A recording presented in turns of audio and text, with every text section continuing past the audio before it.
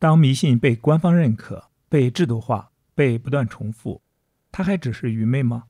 還是一種更高效的統治技術？當占星、風水、長生不死與官僚制度、刑罰、奴役、恐懼彼此勾連，他們究竟是在安撫人心，還是在維繫統治？你以為這只是古代的愚昧，但如果我告訴你，這種迷信包裝恐懼的基因，至今還在某種規則下借屍還魂，你還覺得這只是歷史嗎？從為了所謂龍脈而偏執地移動一扇窗戶，到為了讓孩子投個好胎而公開淹死女嬰，這種用邏輯包裝野蠻的基因，是否依然流淌在今天中國人的血液裡？今天我們繼續讀利瑪竇中國札記，在這個章節裡，不只是某些迷信禮節，而是一整套讓人順從、讓人自責、讓人不再追問真理的社會運行機制。你有沒有想過，當一個社會的脊梁不是建立在契約和真理之上，而是建立在對算命、煉金、長生不老的狂熱追求時，它本質上是在恐懼什麼？從鄰里糾紛而選擇在仇家門前上吊自殺的心理攻擊，到成千上萬人主動閹割小男孩以求入宮換取的權力尋租，再到那個不僅防範外敵，更要防範親屬和子民的皇帝，中國究竟是一個太平盛世，還是一座由猜忌、迷信和奴性搭建起來的精致牢籠？在今天的節目中，你会逐漸意識到，真正可怕的從來不是迷信本身，而是迷信被當成理性、被制度化、被全社會默認的那一刻。這是一整套以迷信為工具、以恐懼為燃料的社會控制系統。在這段跨越400年的冷峻觀察中，明代的中國被撕開了溫情脈脈的面紗。明朝中國遠遠不是明粉眼中的理想國，而是一個迷信、愚昧的原始國度。更進一步，如果你觉得這只是古代的愚昧，那你就大錯特錯了。聽完今天的讀書節目，你會看到一種穿越時空的精神鏈接。我們要深入這個民族骨子裡那些從未被徹底清掃的中國文化毒素，揭示一個社會如何被迷信、恐懼與權力邏輯層層包裹。這一章節在試圖回答那個盤旋在每個人心頭的疑問：為什麼過了400年，某些中國文化毒素的精神鏈接從未斷裂？想聽更多的內容，可以訂閱我的 YouTube 頻道。讀完這本書之後，我還會就解讀中國文化这個專題去分享更多相關的書籍。我們共同查殺掉自己頭腦中的中國文化病毒，在個體精神層面做到文化出埃及，早日躍遷到現代文明的狀態。讓我們開始吧。第9章，關於某些迷信及其其他方面的禮節。在本章中，我們將談到某些教派所特有的而又有代表性的那些迷信禮節。然而，首先我要請求讀者從下面2章中看出有理由同情這些人民，並祈禱上帝拯救他們，而不是对他們感到厭煩，以及喪失從不幸中解救他們的一切希望。應該記住，他們已蒙蔽在異教的黑暗中長達數千年之久，從沒有或幾乎沒有看到過一線基督教的光明。可是，靠上帝的仁慈以及他們自己內在的智慧，他們的確有着天賦的聰明，足以認識並且承認他們的不幸處境。雖然直到現在，他們並不知道有任何辦法逃避它。整個國家最普遍的一種迷信，莫過於認定某幾天和某幾個鐘頭是好是壞，是好運氣或壞運氣，哪些時日要做或不做某些事，因為他們所做的每一件事，結果如何都取決於時間的規定。這種騙局在他們中間弄得像煞有介事，因而皇家的占星術家每年要編纂2本黃曆，由官方公開發行。這種曆書大量出售，每家都有一本。曆書以小冊子的形式發行，人們在裡面可以查到有關每一個具體的日子應該做什麼和不應該做什麼的指示，以及每一樁事件都應該在什麼確切的時間去做。這樣全年都被非常細緻而又具體地給安排好了。除這種正規的曆書外，還有其他許多同類的書，內容更複雜，因而就有大批的騙人術士靠向他們請教的人指示日常生活中要做什麼事，應該在哪天和哪個時辰做事為生。他們這種欺騙性的勸告收費不多，所以人人都毫不猶豫地要找一個勸告人。在這裡加一句，利瑪竇所要描述的可能是中國人的算命現象。好，繼續回到這本書。常常會有這樣的事，如果有人要破土動工，他會一天一天地推延日期，要出門的人也會推延行程，為的是一點都不要違背俗世對這些事所規定的時日。他們的這種迷信甚至於是風雨無阻，如果在預定的那天下起了瓢潑大雨，或是行船逆風，他們也從不遲疑地按照事先預定的時日開始行動，因為那個時日大吉大利，萬事亨通。說到旅行和動土，只要走了4步路，他們就認為是已經開始旅行了。如果翻了2下土，他們也就認為是開始破土動工了。為了遵守迷信，在預定要開始這些活動的時日，他們就一定要那樣做，然後使自己相信事情一定會成功。這裡的人民非常關注以出生的確切時辰來判定他們的終生和幸福，因此每個人都要問清楚出生的準確時辰，並精確記錄下來。這類預告禍福的算命先生各地都非常之多，還有同樣之多的自稱懂得觀察星象和擺弄某些迷信數字的人，其中有的也相面或看手相，還有的是根據夢或根據從談話中挑出來的幾個字眼，或根據人坐時的姿勢以及各種其他的方式來預卜吉凶。這一切最令人奇怪的是，他們做所有這些事都極有把握，以至於他們的結論絲毫也不容他們不知情的受害者懷疑。這類騙局極為普遍，而新的騙術又每天層出不窮，所以頭腦簡單而又輕信的人很容易被引入歧途。這類算命的在人群聚集中常常有一些同夥，他們在群眾當中宣稱這位算命先生給他算出來的事樣樣都非常靈驗，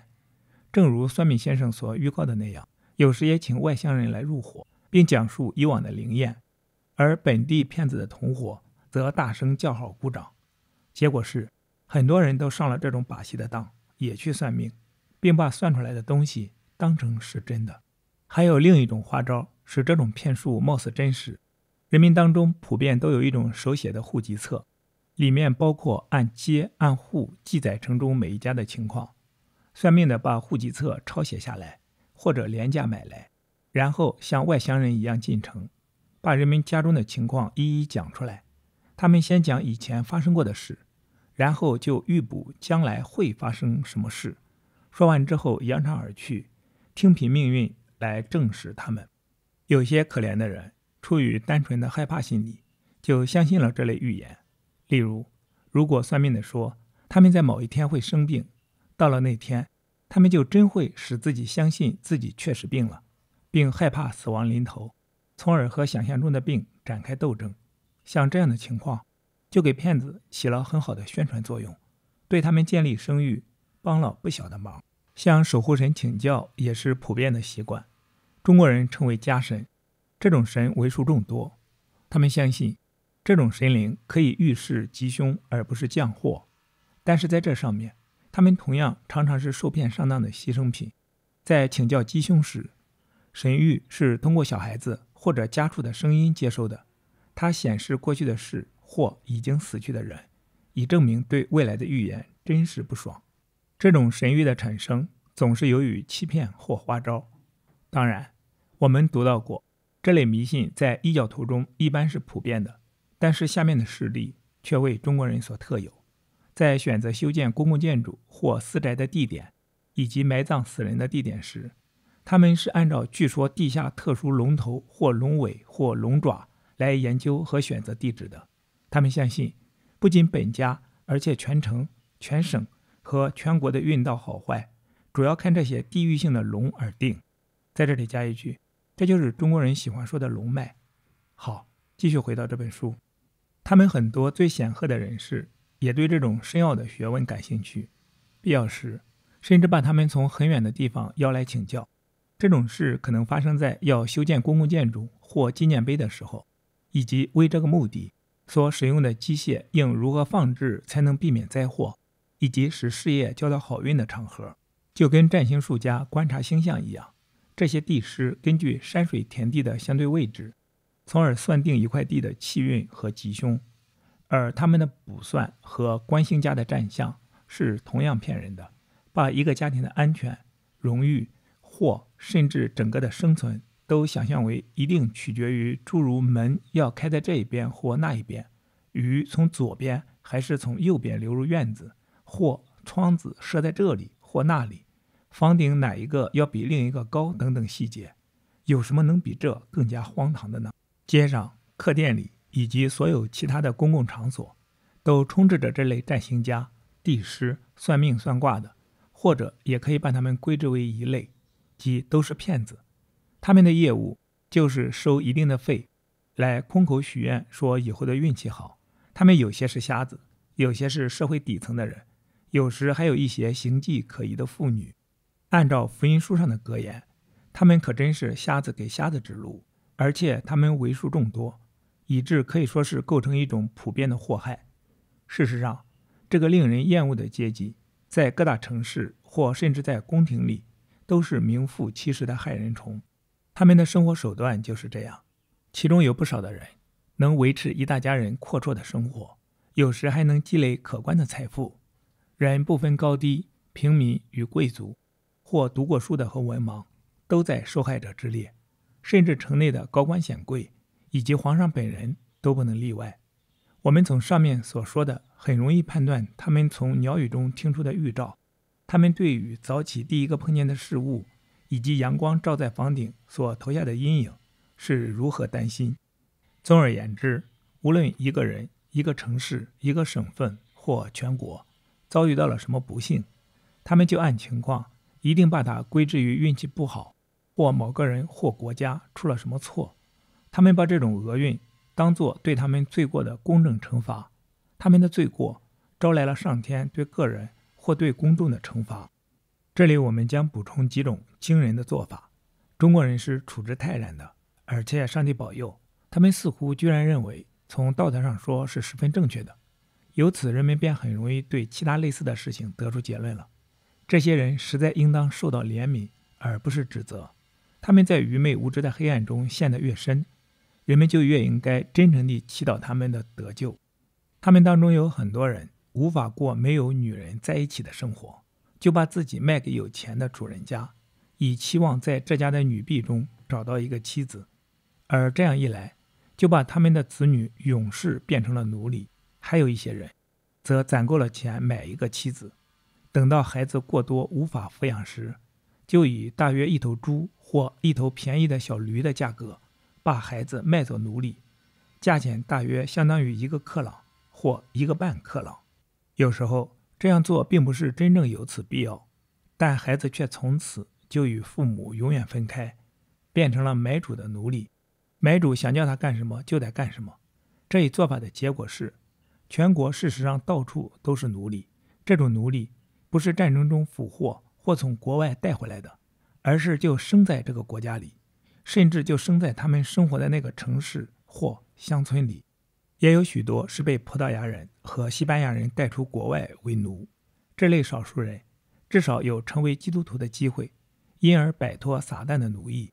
這種買賣小孩的做法，其唯一的好處就是大批必須勞苦終日、汗流滿面才能勉強維持悲慘生活的極端貧困的人口可以減少一些。還可以補充說，中國人使用奴隸不像世界上其他民族那樣苛刻，所以尚可容忍。中國的奴隸如果有辦法湊夠他賣身的那個錢數，就可以贖身重獲自由。中國有一種更為嚴重的多的罪惡，是某些省份溺斃女嬰的做法。這樣做的原因，據說是他們的父母無力養活他們。有時候這樣做的人並不是赤貧，他們怕的是以後不能照料孩子，而不得不把孩子賣給不認識的而凶狠的奴隸主。這樣他們就為孩子着想，而不得不下狠心。由於他們相信靈魂轉生或者輪迴，這種野蠻行徑就可能變得不那麼惡劣了。因為相信靈魂從死人的身上會轉移到另一個新生的人身上，他們就為這種害人的暴行披上了善良的外衣，認為他們把孩子殺死是對孩子做了件好事。根據他們的思想方法，他們是免得孩子和自己所出生的家庭一起受苦。從而孩子可以重新出生到另一個生活水平較好的家庭中去。因此，這種屠殺無辜的事情並不是偷偷幹的，而是公開讓大家都知道的情況下做的。在這裡加一句，正如那些這樣做的父母不知道自己的做法有多麼邪惡一樣，當下為中國文化而自豪的那些人還沒有深刻而全面地認識到中國文化的毒性。好，繼續回到這本書。另一種也多少是相當普遍的風俗，比前述的那種更為野蠻，就是因為無法糊口，或者遭到災禍而極度絕望，或者更加愚蠢，更加無法理解的只為了憤恨仇敵而自殺。據說一年當中總有成千上萬的人自殺，既有男人也有女人。那種做法經常是在公眾聚會的场所或在仇家的门前用上吊的方式自殺，跳河或服毒也是常用的方法。他們常常为了很細小的事而自殺。如果父母控告某人逼死了他們的兒子，官吏是要嚴加判處的。這時被控的人別無他法擺脫困境，常常只好自殺了事。很多大臣在這方面非常聰明，他們給自己定了條法律，絕不過問涉及自殺的案件。這樣做法或許救活了許多性命。在這裡加一句，中國人的這種做法可能也是一種心理攻擊形式，就是讓對方內疚一輩子，或者用這種弱者的被動方式來引發對方的自殺。你認為是什麼原因呢？可以在評論區討論。好，繼續回到這本書。在北方各省還有一種常見的野蠻行徑，那就是閹割大批的小男孩，這樣他們就可以給皇上做奴僕，要在皇宮裡當差，這一點是必須的。乃至於皇上既沒有別人，而且他也不要諮詢別人或和別人談話。幾乎全國的行政事務都操縱在這類半男半女的人的手中，單單在皇宮裡，這類人的數目就達萬人之多。他們的樣子很瘦弱，從未受過教育，在終身的奴役中長大，呆頭呆腦，根本沒有能力聽懂一項重要的指示，也沒有辦法去執行。這個國家的刑法似乎並不太嚴厲，但被大臣們非法處死的人數似乎和合法處決的人數是同樣的多。所以發生這種情況，是由於這個國家有一項固定而古老的習慣，允許大臣不經過法律手續和審判，就可以隨意鞭打任何人。這種刑罰是當眾執行的，受刑的人臉朝下趴在地上，用一根大約厚1英寸、寬4英寸、長1碼、中間劈開來的堅韌竹板打赤裸着的大腿和屁股。行刑人雙手掄起板子猛打，通常是責打10板，最多以30板為限。但是一般而言，第1板下去就皮開肉綻，再打下去就血肉橫飛，結果常常是把犯人打死。有時候被告給大臣一筆巨款，就可以違反法律和正義，從而買得活命。在這裡加一句，直到2025年的今天，中國和400多年前的明朝有本質的不同嗎？法律並不是中國的最高準則，中國也並沒有發自骨子裡的私有產權制度。高度控盤的政府說剝奪誰的財產，只要一個眼神，那個被剝奪財產的人還要不得不做出一副臣服的表情，自願地捐給國家。就像最近的南京博物院的江南春土卷事件，政府把庞莱臣家族的文物字畫搶走了，外在還要用捐獻这個詞來包裹一層。正如伊隆馬斯克在一次接受採訪時問的那句話 Where is Jack Ma？ 好，繼續回到這本書。大臣們作威作福到這種地步，以致簡直沒有一個人敢於說自己的財產是安全的，人人都整天提心吊膽，唯恐受到誣告而被剝奪他所有的一切。正如這裡的人民十分迷信，所以他們也不大關心什麼真理，行事總是十分謹慎，難得信任任何人。還想加一句，2025年的今天，中國有真正的信用嗎？這個不用多說了，繼續回到這本書。出於同樣的恐懼，最近時期的皇上也廢除了公開露面的習慣。即使在以前，皇上離開皇宮禁地之前，不採取成千種防範措施，他們也不敢外出。在這種場合，整個朝廷都處於軍事戒備之下，沿皇帝要經過的道路以及與之相通的路上，都密布着便衣警衛。不僅人們看不見皇帝，而且人們也無從知道，在皇帝出行的行列中的很多轎子中，他到底乘的是哪一座。人們会以為他是在敌國中旅行，而不是在他自己的子民万眾中出行。号稱皇家血統的人都有公费供奉，目前据估計，這類人約在6萬以上，而且由於他們在不斷增長，所以不難想象他們構成了多麼大的公众負擔。由于他們不擔任一切公職和行政，他們變成了一個無所事事的階級，沉溺於享樂的生活，而且蠻橫。皇上防範這些人，就像對待絲綢一樣，因為他十分明白，他們有他們自己的一套耳目。他們這些人都必須住在指定的城市，沒有皇上的批准，不得擅自離開指定居住的城市，否則嚴加懲治。而且他們從沒有一個人被允許住在北京和南京的皇都。在這裡加一句，歷史上的這個指定居住城市的做法，和現在中國的一個詞監視居住，是不是有跨越時空的精神鏈接？好，繼續回到這本書。一個不相信自己的人民和親屬的民族，對於無論從四鄰或國外來的外國人，都更加心懷疑懼，這看起來也就不足為奇了。他們對於外國人的了解常常是糊塗的或錯誤的，因為這些理解是從其他的外國人那裡聽說的，而這些外國人則是想到這個帝國來以謀求好處的盈利者。中國人把所有的外國人都看作沒有知識的野蠻人，並且就用這樣的詞句來稱呼他們。他們甚至不屑從外國人的書裡學習任何東西，因為他們相信只有他們自己才有真正的科學和知識。如果他們偶爾在他們的著述中有提到外国人的地方，他們也會不容置疑地把外國人當作和森林裡與原野裡的野獸差不多，甚至他们表示外國人這個詞的書面詞彙也和用於野獸的一樣，他們難得給外國人一個比他們加之於野獸的更尊貴的名稱。人們簡直難以置信，他們對於派來向上致敬或納貢或辦理別項事務的鄰國使節或使臣，懷着多麼大的懷疑和恐懼了。雖然中國可能和派遣使節的鄰國自古以來就友好相處，但這並不能使來訪的貴臣免於他們全部在國內的行程中被當成俘虜或囚犯一樣來對待，並不得在旅途中看任何東西。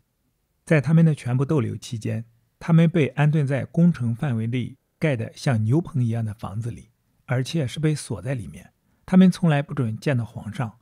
外國使節的外交或其他事務都是與欽定的大臣辦理的，全國上下都不得與外國人打交道，除了在特定的時間、特定的地點，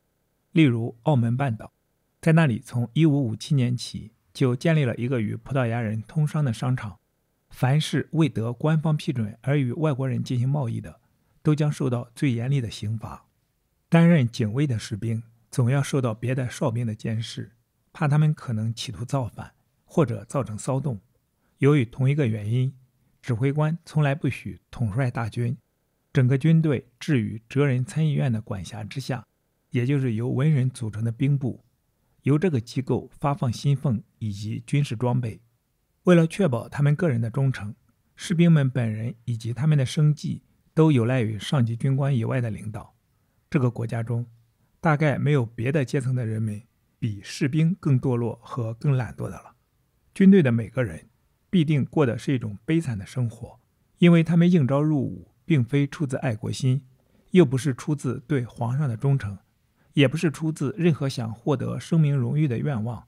而僅僅是作為臣民不得不為雇主勞作而已。軍隊中大部分人是皇上的奴隸，他們服奴役，有的是因為自己犯過罪，有的則是為其祖先贖罪。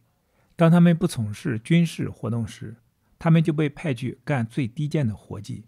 例如抬轎、飼養駝畜以及其他之類的奴婢行業。只有高級軍官和軍事長官才在軍隊範圍內有一定威權。供給軍隊的武器事實上是不能用的，既不能對敵進攻，甚至不能自衛。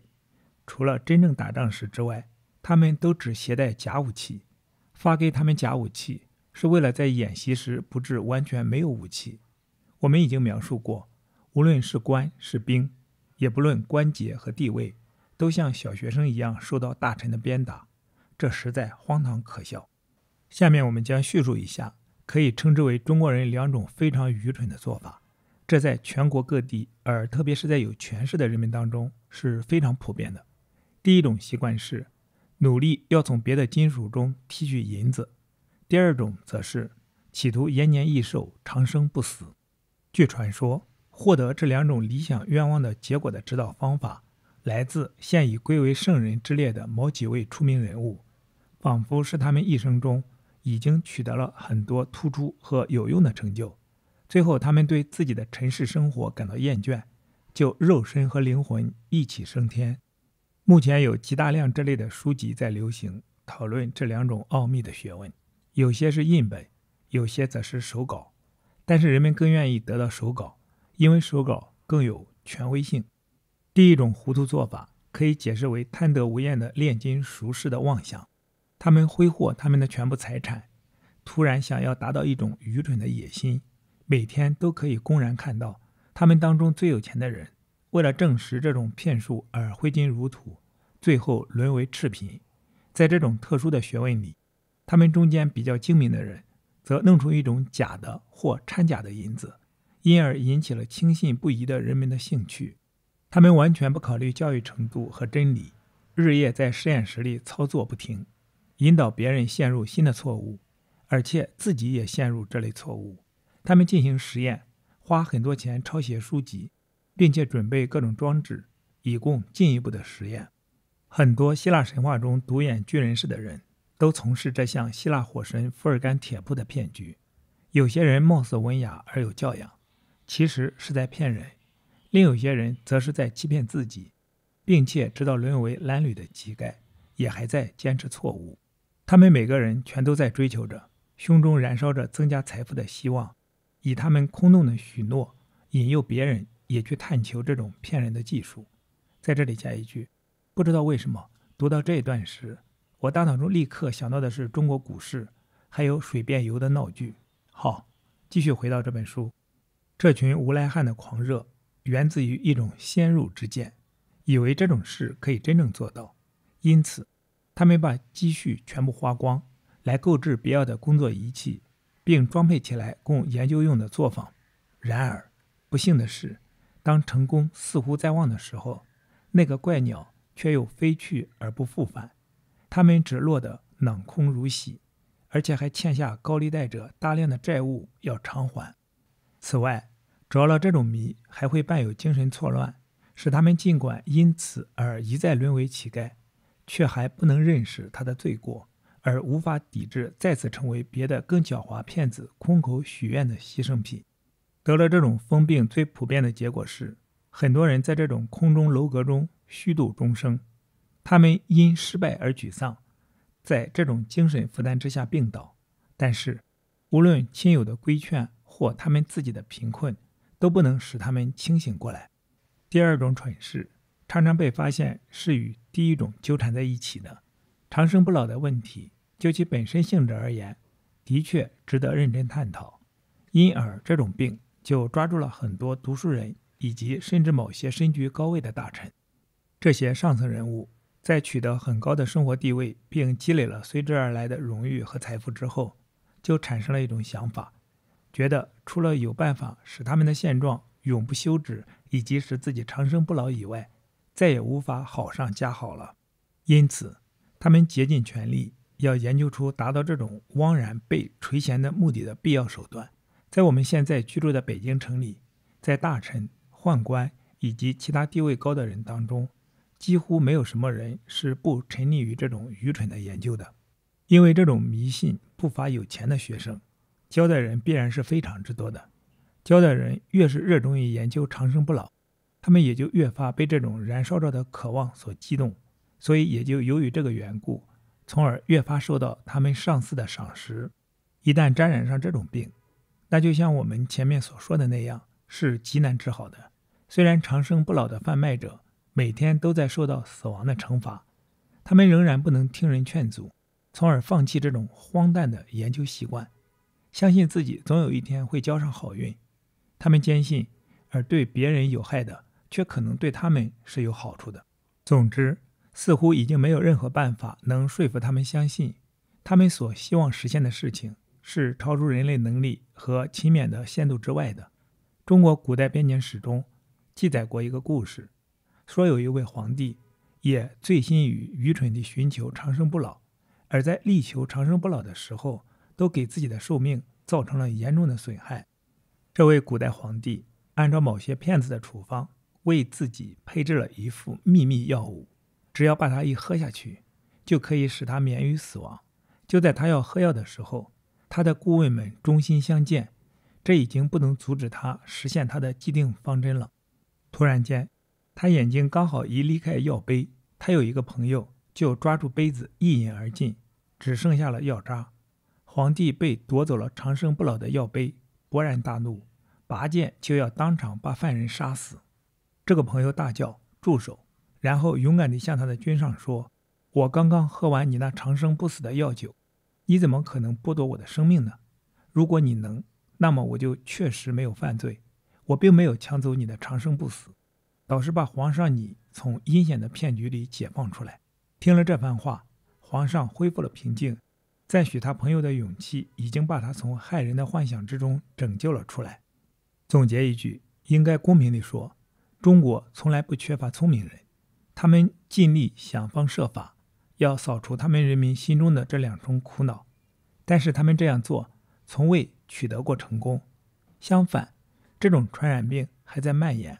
目前正在空前流行，到處泛濫，並以其滿載瘟疫的毒害而在感染着越來越多的受害人。好，今天的讀書分享暫時到這裡。今天我們讀了第9章，關於某些迷信以及其他方面的禮節，期待在下一次的讀書分享中與你再相逢。